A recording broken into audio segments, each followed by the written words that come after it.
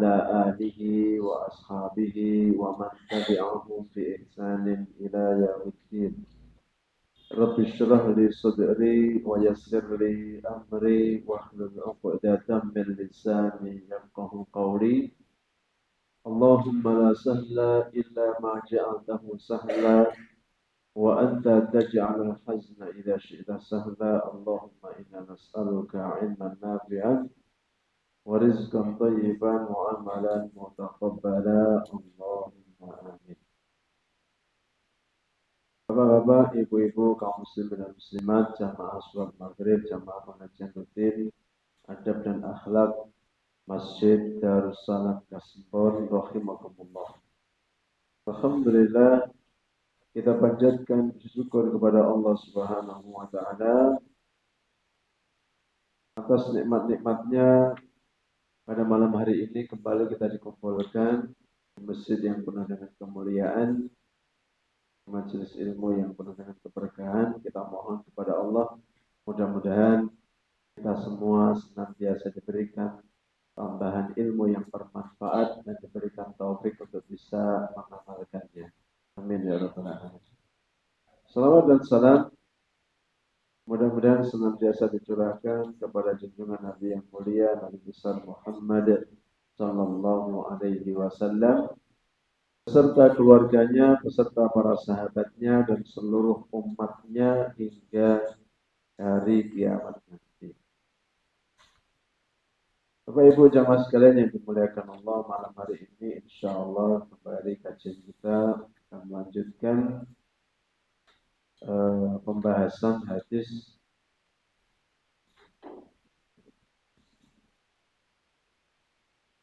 yang ke-86. Kalau di kitab ini halaman 112. Halaman 112. Qala al-muallif rahimahullah, berkata penulis kitab ini Al-Imam Al-Hafidh Ibnu Hajar Al-Asqalani rahimahullahu ta'ala rahmatan wasi'ah wa nafa'ana bi ulumihi fid dunya wal akhirah. Allahumma amin. Wa an Abi Darda radhiyallahu anhu qala, dari sahabat Abu Darda, semoga Allah meridhoinya, dia berkata, qala Rasulullah sallallahu alaihi wasallam, Rasulullah sallallahu alaihi wasallam pernah bersabda, ma min syai'in fil mizani athqalu min husnil khuluqi. Tidak ada sesuatu pun yang lebih berat dalam al-mizan atau timbangan akhirat selain akhlak yang mulia.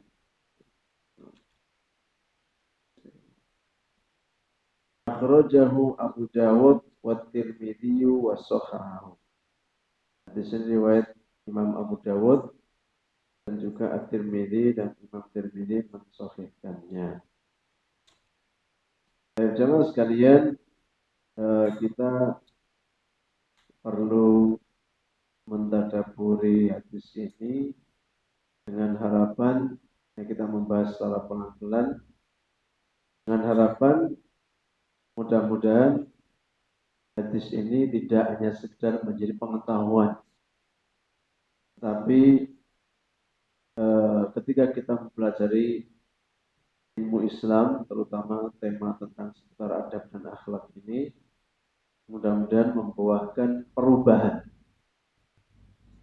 menambah semangat kita, memotivasi kita untuk benar-benar menjadi muslim yang memiliki akhlak dan adab yang baik.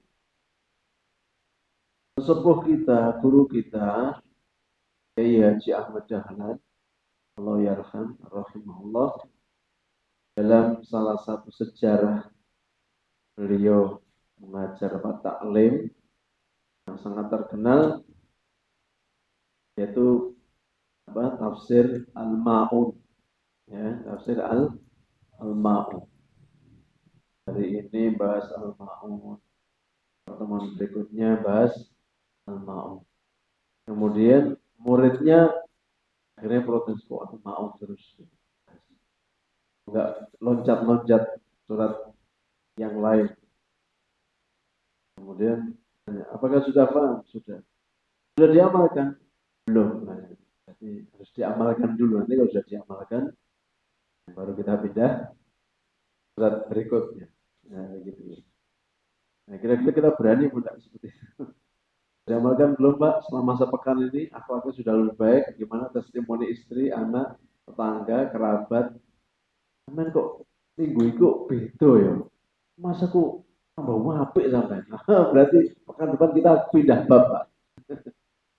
Tapi kalau seandainya Mas, sampean ki ngaji taklim bahasa apa kok gak enak sing berubah dari ini sampai wah balik ini mana Pak? Ya gagal itu seperti anak sekolah itu teorinya benar, ujian prakteknya gagal ya gitu. Di beberapa perkuliahan kan gitu. Saya ngajar di kampus itu ada mata kuliah jaringan komputer dan praktikum jaringan komputer. Apa yang mungkin mahasiswa materi teorinya mungkin bagus, prakteknya ternyata beda dengan apa yang diteorikan. Jadi nggak seimbang.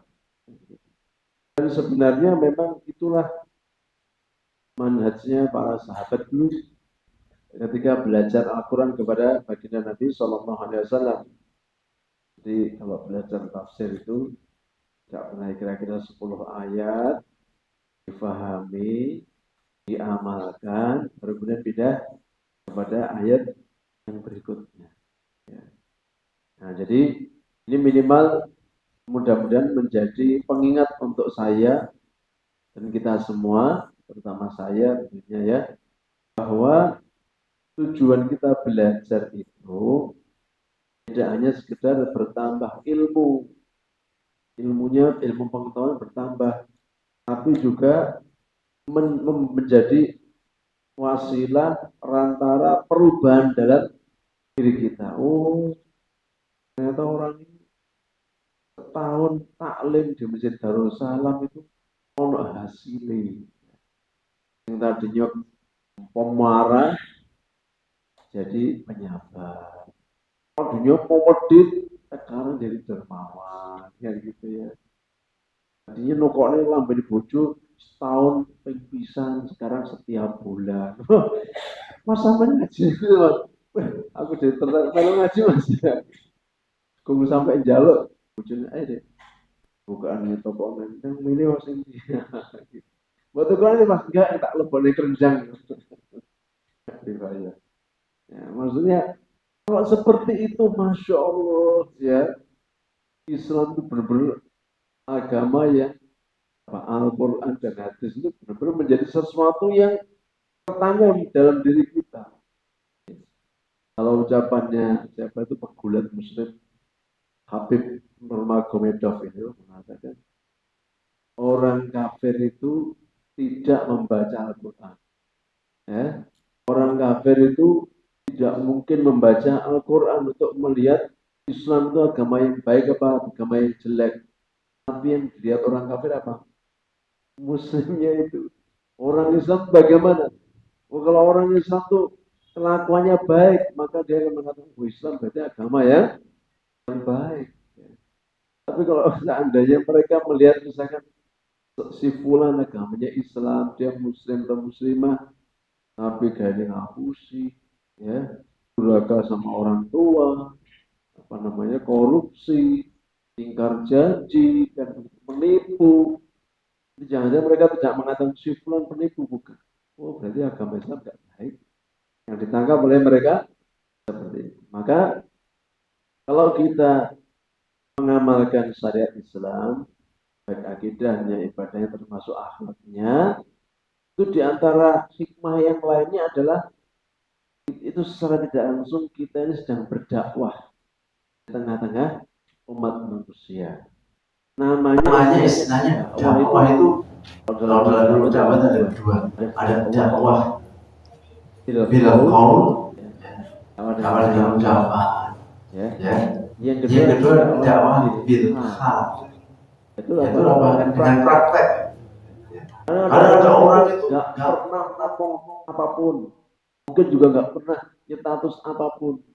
Tapi begitu dia akhlaknya baik kepada orang lain, maka orang itu akan empati, agamanya kalau apa itu, oh dia muslim, oh pantas. Nah sekarang kita semua sebagai seorang muslim itu punya PR yang sama.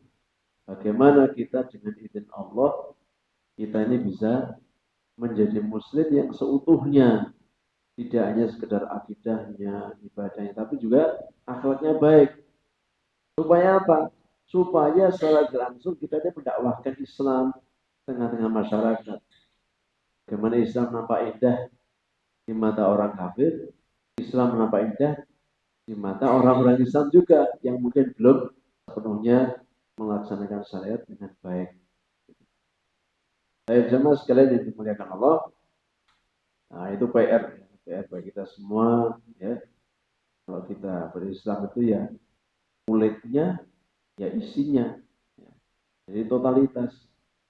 Kalau dalam Al-Quran surat Al-Baqarah Allah Subhanahu wa taala berfirman, "Ya ayyuhalladzina amanu dukhulu fis-silmi kaffah." Orang-orang beriman, masuklah ke dalam agama Islam secara keseluruhan. Secara keseluruhan. Ya akidahnya, ibadahnya, ya, amaliyah batinnya, ucapannya, perbuatannya, ya, akhlaknya kalau di rumah, di tempat kerja, di masyarakat, di keluarga besar, itu selalu membawa nilai-nilai ajaran agama Islam. Namanya sepenuh. Jangan sampai Islam itu hanya sekedar menjadi bagian dari ibadah-ibadah ritual. Yang punya kerabat kerja di rumah sakit Islam, mengeluhkan, ya ini karyawan ya sholat, ya sholat, ada juga jamaah. Tapi kalau sudah rapat, saya pikir mana supaya ini rumah sakit kita untungnya banyak, untungnya diakali begini. Nah, ini jadi rapatnya bahas strategi supaya mendapat keuntungan besar, gak peduli halal haram. Jadi Islamnya hanya ada di masjid. Kalau sudah di ruangan kantor, kayak gak ada Islamnya. Iya, yang penting bati, ngakali, untuk ngapusi sidik, ya, nipu saidik, ya, di markup, manipulasi data dan sebagainya itu. Ya, jadi mengeluhkan dapatnya. Ya, betul ini kok Islam itu cuma sholat toh. Begitu di ruangan rapat, terus gak perlu agomo. Ada juga guru juga begitu. Di sebuah sekolah itu ada guru ngomong gini, gimana nih? Oh, menjelang ujian akhir apa namanya semester misalnya. Anak-anak hasilnya kok jelek-jelek ujiannya. Untuk salah seorang guru itu udah berapa belasan tahun yang lalu itu. Saya diundang rapat. Salah seorang guru ini, wes ngaji ya. Oh gak ngerti saya. Ngaji ini apa tuh saya tanya? Ini apa? Karang biji. Pokoknya bijinya dikarang. Nah ini sekolah Islam gitu loh. Kok sekolah nggak ada yang dari Islam ya mungkin ya. Kok ngaji ternyata akronim dari ngarang biji. Ya Allah. Nah, kalau guru sudah seperti itu gimana nanti muridnya? Ya. Padahal apa namanya patah kita apa guru kencing berdiri, murid kencing berlari. Gurunya mau itu lodo elek, muridnya mau elek. Guru ini mau itu lodo api aja belum tentu anak didiknya baik. Apa boleh guru ngulangi elek, muridnya insya Allah soleh elek timbang guru ini. Jamaah sekalian, makna berkata ya kita sedikit mewajah ya makna berkata dari hadis tadi.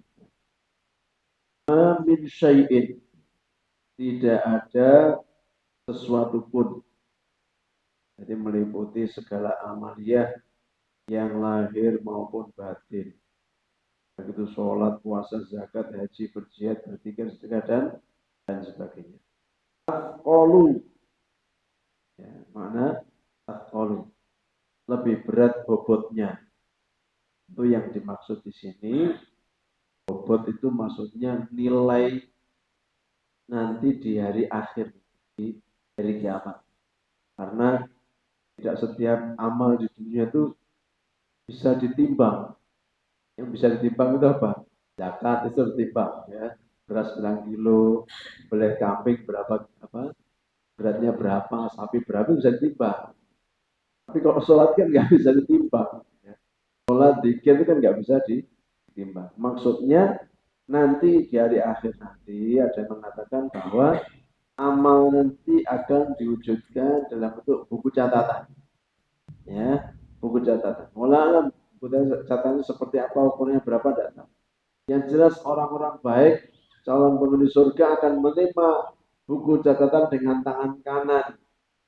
Sementara orang-orang yang merugi dia akan menerima catatan dengan tangan kiri. Nah, orang yang menerima buku catatan dengan tangan kanan itu, maka nanti catatan kebaikannya lebih berat, lebih berat di hari akhir. Jadi ditimbang orang yang masuk surga, orang yang beruntung bukan orang yang tidak punya keburukan. Dia punya keburukan tapi masih lebih berat kebaikannya. Sehingga kebaikan bisa menghapuskan keburukan. Amin syai'in fil mizan athqalu min husnil khuluqi. Ternyata didapati di antara yang berada pada timbangan, ya, satu sisi timbangan kebaikan itu yang menjadi pemberatnya ketok ngeboti adalah akhlak yang mulia. Kalau disebutkan akhlak yang mulia, kita pernah bahas ya, ada dua kata yang hampir mirip. Ada adab, ada akhlak. Ini kalau disebutkan salah satu maka mencakup adab itu ya akhlak. Akhlak juga adab. Soalnya si fulan itu orangnya beradab. Disebutkan begitu ya, maknanya ya beradab dan berakhlak itu sama saja. Orang itu adabnya baik. Karena nyebutnya si fulan akhlaknya baik itu sama saja. Tapi kalau disebutkan bareng adab dan akhlak, itu berarti memiliki perbedaan. Kalau adab itu berarti sesuatu yang terpuji secara syariat atau mungkin secara kebiasaan di masyarakat itu orang sepakat itu suatu hal yang terpuji itu adab. Tapi kalau sudah akhlak itu sudah menjadi sesuatu yang istilahnya apa? Mendarah daging, refleks. Ya, itu orang berakhlak. Belum jatuh, Allahumma shayban nafi'ah. Ada barang jatuh langsung subhanallah, astagfirullah. Itu refleksnya zikir. Tapi kalau masih mikir, bro, ada apa? Subhanallah. Mikir itu, oh iya mikir ya. Nah, masih pakai mikir itu belum menjadi akhlak. Jadi kalau sudah akhlak itu sudah kebiasaan. Ya. Begitu lihat ada orang sakit, langsung segera menjenguk. Kalau masih levelnya adab, sambangi gak ya? Tak sambang, lorong ini gak di rumah sakit, lorong ini ngomah. Tapi kok ya jadi lorong teman. Nah, biasanya wongnya memang kalau bisa memang lorong rutin. Nah, kakek diskusi, mikir aja. Biasa tak sambangi, lorong nemen gak nemen kan tak disambangi tuh pahala. Nah, cik yang aku diskusi harus setan ya. Jadi kan diskusinya sama setan itu. Ya, tarik ulurnya sama setan. Sambangi gak ya? Gue kayak sambangi kayak wes waras. Jadi ini masuk angin ini. Ngobrol ini pohon. Ya, gitu. Jadi kalau itu masih ada. Kalau sudah akhlak itu gak tuh lorong langsung sambangi. Assalamualaikum, Musa. Enten apa? Terus jenengan sakit. Oh, mak sakit ringan. Oh, ringan-ringan itu kan loro, kalau sambangi kan insya Allah untuk pahala. Maksudnya kan sudah akhlak gitu. Sudah menjadi akhlak, sudah mendarah daging, refleks. Maka akhlak yang mulia itu sifat terpuji yang terpatri di dalam jiwa. Jadi akhlak. Makanya kebaikan itu pada asalnya memang kadang-kadang harus dipaksa. Ya, orang sedekah itu ya sedekah rongewu ya enteng memang. Ya, naikkan celeng jumatan rongewu ya. 5 euro tuh abot. Saya ketahui, oh, itu mantep ya. Kertasnya bobotnya ya hampir sama sebenarnya, tapi nengati itu tuh abot. Ya. Tapi kadang perlu dipaksa. Ya. Sesuatu yang kebaikan itu kadang-kadang perlu dipaksa. Jadi kalau apa namanya infak itu ya jangan ya kalau apa namanya berinfak misalnya Jangan hanya sing enteng ning ati, kadang-kadang harus dipaksa.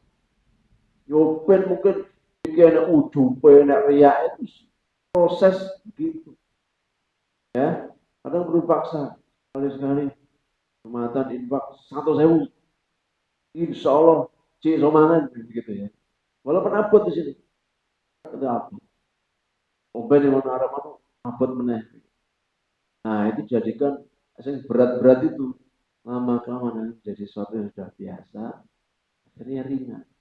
Jumatan 1.000, 1.000. Jadi nuruti rohmu terus beri rohmu, pakai rohmu. Kapan naik tingkatnya? Yang ngejim aja naik 5 kilo. Kalau wis kuat sekorolas, berarti harus tambah beban ya Mas Jam ya. Harus nanti lagi 10 kilo. Wah, oh, kok pengen 5 tok, oh keberatan nih 8 kilo. Pokok ukurannya antara 6 sampai 8 sampai 12 gitu ya. Teorinya begitu. Harus bisa kuat sekor 12, berarti harus tambah beban sampai 20 kilo akhirnya biasa. Ya, begitu. Tapi nek 1 kilo terus kilo 40 rolas, wah, habis olahraga setengah jam, tapi sing diangkat 1 kilo. Kapan gede otot ngejim kan gitu. Ya, kapan gede gitu. Kapan kita mau memiliki hati yang lapang kalau ngono-ngono tok ya. Berbagi begitu misalnya ya, berbagi kepada tetangga ya. Itu wis siji terus seminggu bisa duwe amalan rutin berbagi soto, misalnya masak soto bagi tetangga siji. Mengharap siji istiqomah dan ya bagus istiqomah, tapi lebih baik namanya akhlak itu dilatih sampai ya tambah banyak.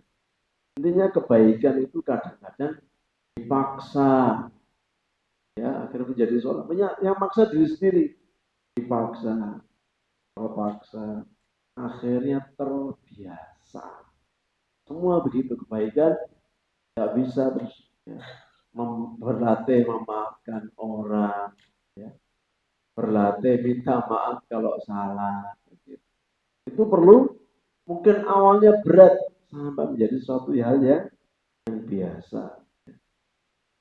Nah, kalau sudah terbiasa kebaikan itu, ada orang itu sudah rutin mungkin seminggu sekali silaturahim, ada aja kerabatnya yang didatangi dan setiap datang membawa sesuatu, lama kelamaan sesuatu yang dibawa makin banyak makin berat.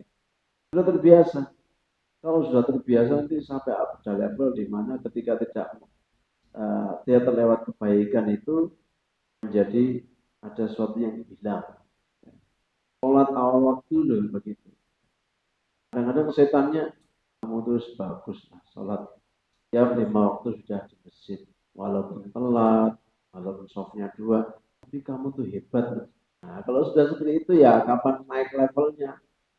Terpaksa saya harus awal waktu, saya harus di soft terdepan, saya harus di masjid tidak boleh tertinggal terus dipaksa sampai akhirnya menjadi suatu hal yang terbiasa. Pokoknya les rumah adzan langsung segera meninggalkan semua aktivitas. Kalau di pondok anak saya dulu waktu masih pondok di Lumajang itu ada masjid sebelah yang biasanya kan ada masjid, bagian masjid kan ada ya, masjid saudara kita kan ada tarhim. Salatu wassalamualaikum. Wah, udah denger kayak gitu di masjid sebelah. Santri langsung segera. Mereka nanti kalau saya nggak masjid ada belum ada dihukum. Makanya saya nggak pengen apa masjid sebelah mas.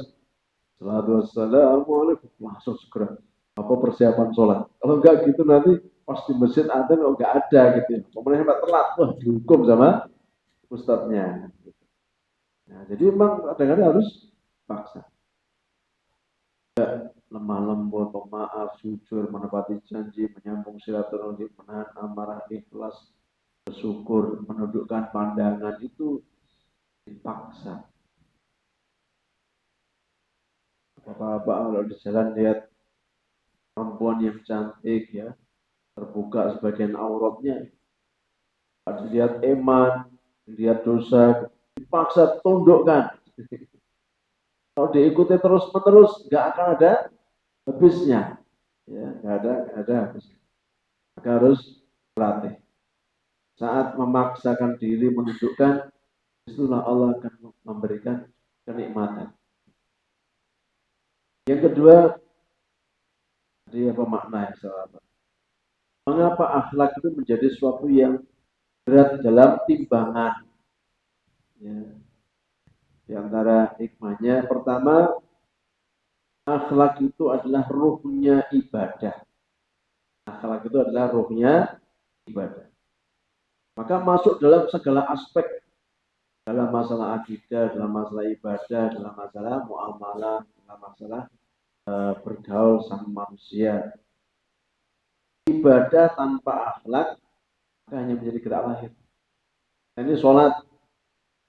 Kalau sholatnya nggak pakai adab dan akhlak, sholat itu mungkin hanya sekedar menggugurkan kewajiban. Sebenarnya sholat rukun-rukunnya terpenuhi sudah.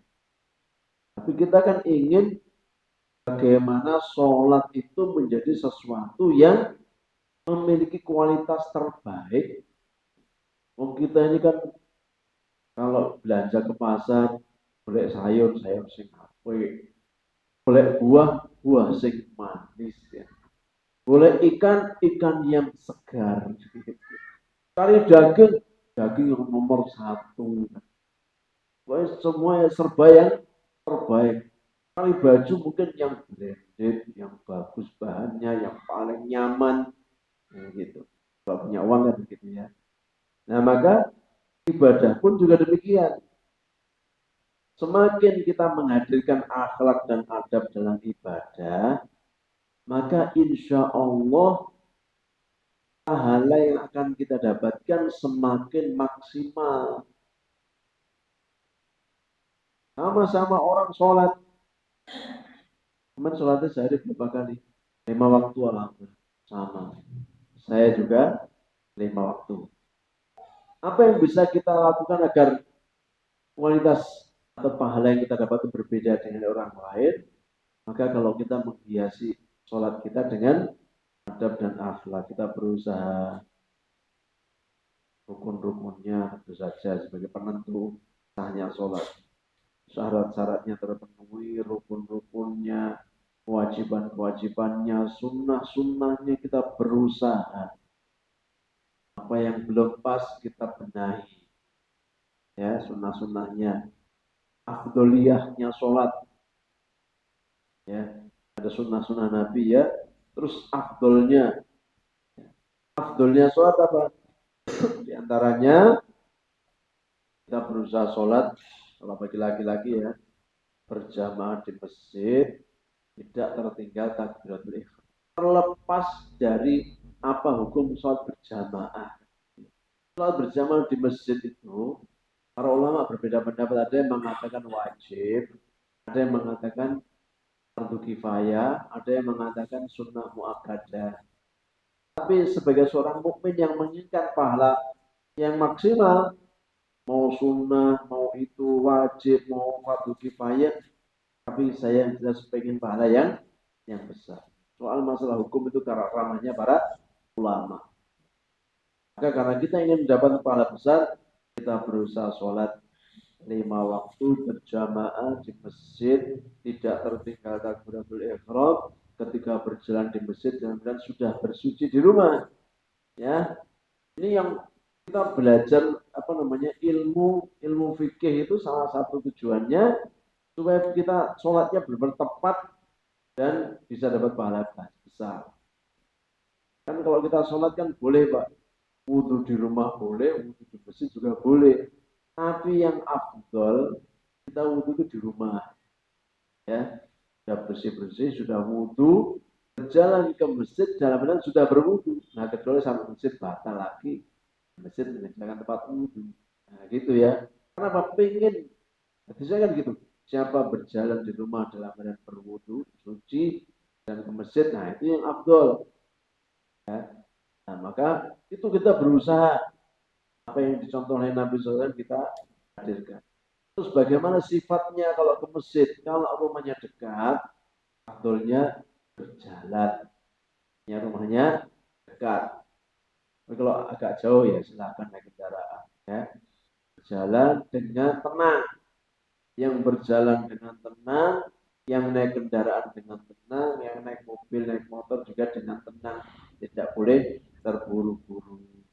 Walaupun sudah iqamah. Itu contoh ya. Bagaimana akhlak dalam ibadah kita itu menentukan inilah besar kecilnya pahala yang kita dapatkan. Termasuk juga bagaimana kita berusaha mencari soft yang terdepan. Kemudian sholat dengan khusyuk, maknina. Nah ini alasan pertama. Kenapa akhlak itu begitu berat? Karena dia hadir dalam setiap ibadah. Orang puasa juga ada akhlaknya. Kemudian orang sedekah juga ada akhlaknya. Orang sholat juga ada dan akhlaknya. Yang kedua, mengapa akhlak mulia begitu berat atau menjadikan timbangan di hari akhir itu begitu berat? Karena menyertai setiap waktu. Setiap saat, setiap waktu itu kita dituntut untuk beradab dan berakhlak. Kalau ibadah sholat, ibadah ritual kita, itu ada waktunya. Ada sholat zuhur, asar, maghrib, isya, subuh itu sudah ada waktunya masing. Tapi kalau kapan kita harus beradab dan berakhlak? 24 jam. Di warung ya ada adabnya, di kendaraan ada adabnya, di kantor ada adabnya, apalagi di masjid, di masyarakat juga ada adabnya. Ketemu orang bagaimanapun juga ada adabnya. Kalau ketemu orang yang lebih muda, seusia, lebih tua, ketemu orang yang lebih alim, sama pinternya, atau yang di bawahnya ada, masing-masing ada tuntutan adabnya. Di rumah, di tetangga. Jangan sampai kita umat Islam itu menjadi umat yang parsial. Akhlaknya apik kalau di luar. Kalau di rumah, itu tabiat asli nih. Saya cerita. Yang jawab orang wong ini ada Pak, fenomena seperti itu. Nek karo kanca apik, loyal, karo bola apik, karo kanca nyambut gawe apik, basa karo keluargane dhewe, karo bojone dhewe, karo anake dhewe, karo temen dhewe gak apik. Medhit. Karo kancane kebose, ayo mangan bareng, ayo mangan. Tapi dulu gak tahu diberikan perhatian. Alhamdulillah min. Atau sebaliknya, hidup itu rezekinya untuk bersenang-senang dan keluarganya tok juga pernah sing metu. Pokoknya isinya bersenang-senang terus karo anak cucu ya. Besok sarapan yang di awan yang di begini, ya, metu terus. Dan itu kenal punya tangga waktu saya masih kuliah di Jogja itu pengusaha hiburan. Pokoknya usaha dia diam aja usahanya jalan sendiri. Jadi seakan-akan punya pasif income. Cerita. Anu mas, kegiatan saya begini ya, kalau pagi nanti cari gudeg di mana, nanti siang cari soto di sini, malam cari bakmi godok di mana, nanti besok di mana, sambil naik BMW. Gitu. Tapi kita ini ya, dengan siapapun berakhlak itu, dengan apa orang di rumah, jadi bayangkan satu orang beriman dengan siapapun dia bertemu orang mendapat kebaikan. Seperti Nabi Shallallahu Alaihi Wasallam yang mulianya dengan musuh aja berakhlak, ya, dengan musuh berakhlak. Dengan hewan pun kita dituntut untuk berakhlak. Jadi tidak cuma hanya kepada manusia, kepada hewan pun kita dituntut untuk berakhlak. Jadi 24 jam. Tidur ya pakai adab. Di kamar mandi juga ada adabnya. Saking sempurnanya agama Islam. Semua ada sampai cokot nyamuk nyablek juga ada adabnya. Gak ada adab nyamuk cekesep. Nah, si urip dari sikile. Saya pernah ada wajibnya. Tupe iki sing garau gatel tupe. Tarik sikile.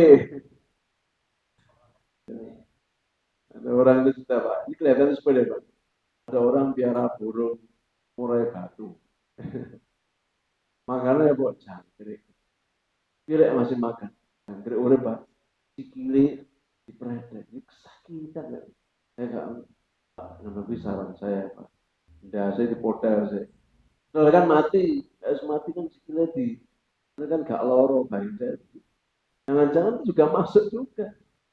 Jadi sebelum dia mati dipatok oleh murai batu, terus bayangkan kaki, walaupun seekor jangkrik loh Pak, sikil loro karo kanan kiri ya. Kita bayangin kita hidup sikilnya ditarik kanan tarik kiri, Islam itu sangat peduli. Artinya walaupun itu hewan, tidak pernah ada kita dibolehkan menyiksa hewan, tidak boleh. Hewan yang kita diperintahkan untuk membunuhnya sekalipun, sekali bunuh kalau bisa. Kalau jengking ya gimana? Kalau langsung kepalanya dibacok gitu, ya langsung mati. Kalau jengking, dia apa namanya ditekan pakai kayu, tumpu isi digiris, tapi capitnya digiris, tidak boleh disiksa. Kalau bisa sekali bunuh mati. Nyamuk juga begitu, cicak juga begitu. Cicak itu hewan yang kita disunahkan untuk membunuh. Disebutkan di dalam hadis itu, cicak di tembok ya, gablek pakai sapu jatuh bawah langsung diinjek, kepalanya cedel mati, langsung mati, paling 100. Dek, jaga-jaga tutup orang sandal, dek, jaga-jaga wah, jadi 90 tutup nedek, 90 gak mati. Sampai paling jadi sakit, gara-gara apa? Gak langsung mati. Nyamuk, tikus, apalagi macam-macam ya. Jadi tidak boleh kita menyiksa. Jadi kalau kita membunuh dapat pahala, tapi kalau nggak langsung mati, nggak langsung mati, pahalanya berkurang. Ya. Gimana? Terus entah dengan cara gimana, terus gimana sekali sekali banting langsung mati, sekali pukul langsung mati, sekali injak langsung mati. Yang jelas tidak boleh menyiksa.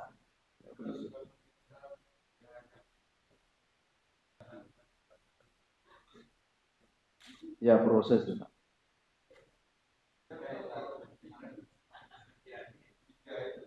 Gimana? Ya, secara fikih kewajiban kita memotong saluran nafas, saluran makan itu. Nah, ayam itu kan kejejet Pak. Geblek itu Pak. Yang bagus kejejet itu. Geblek itu manfaatnya itu kalau sudah dibahas. Manfaat kejet-kejet itu memompa. Gerakannya itu memompa agar darah-darah itu keluar. Saya kira dulu beliau terus dijarne kan gitu. Malah kurang bagus. Yang bagus gelap begitu ya. Kalau nggak mati tunggu Pak. Insya Allah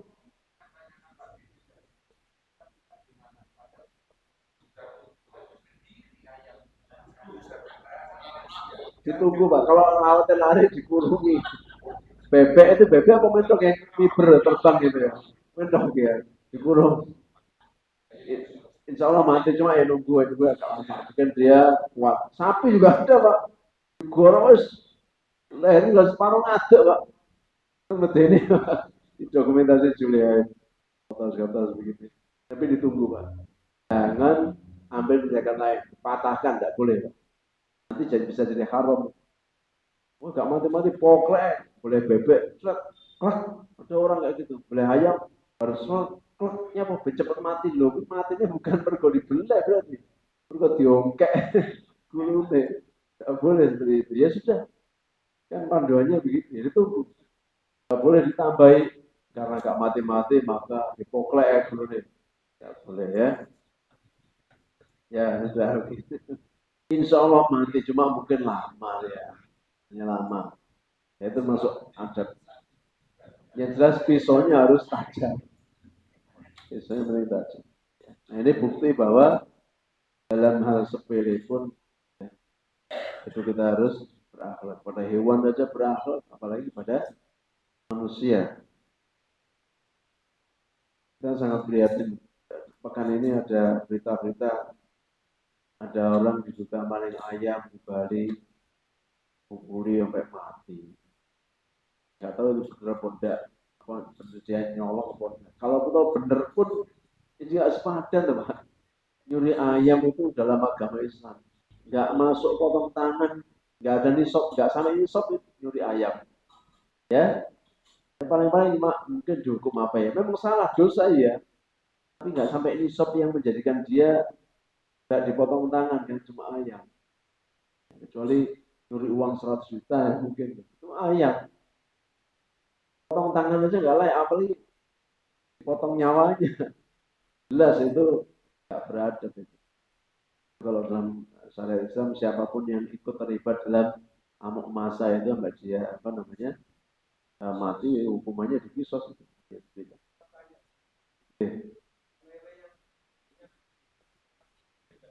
Ya emang caranya bunuhnya begitu gimana?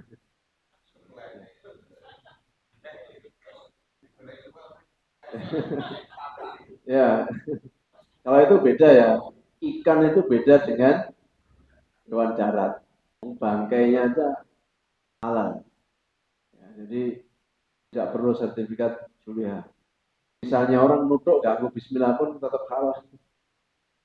Tapi pernah itu Ustaz saya itu cerita. Jadi ketika Saudi apa ada ikan itu impor di Eropa apa. Nah, dibungkus itu. Dibungkusnya ada tulisan gini. Hewan ini disembelih secara syariat. Gak keliru tulisan. Gimana orangnya beli ikan? Alhamdulillah berkah ya kita luar biasa agama Islam. Khillat maitatan wa daman. Amal maitah fal jaradu wal hutu. Dihalalkan dua darah dan bangkai. Adapun dua bangkai yang dihalalkan itu belalang dan ikan. Apa hikmahnya apa namanya? Bangkai ikan itu halal dan tidak perlu harus sembelih. Kalau seandainya kita ikan harus sembelih, Pak, ikan teri gimana Pak? Teri nasi, teri Medan, tuh Pak, giting-giting, beli ini gimana? Kamu ya orang Jawa, terus teri Medan, teri nasi, kau kecil sendiri itu gimana boleh? Sudah ikan panjang usban kecil-kecil dia mati ini, alhamdulillah. Kan begitu ya, ini luar biasa. Kita semakin mengagumi, syukur atas hidayah nikmat Islam. Gitu ya. Dan terakhir yang ketiga, sama sekalian yang dimuliakan Allah, catatan penting ya. Jadi, yang pertama makna lafadznya tadi, yang kedua alasan mengapa akhlak mulia belum menjadi pemberat timbangan. Yang ketiga, hadis tentang kemuliaan akhlak itu tidak berarti untuk meninggalkan ibadah. Bukan. Yang penting akhlak itu apik itu timbangannya buat ora usah sholat ora apa. Nah, ini keliru. Semua ada kewajibannya sendiri-sendiri. Maksudnya adalah pertama bahwa ibadah itu justru sarana untuk bisa mendapat akhlak yang baik. Orang itu kalau akhlaknya baik, orang yang akhlaknya baik, itu kita bisa maksudnya orang yang paling ibadahnya baik. Apa membekas pada akhlaknya. Kan gitu.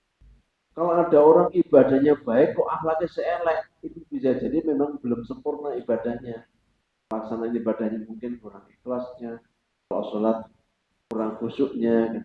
Karena antara akidah, ibadah, dan akhlak itu saling berkaitan. Ada orang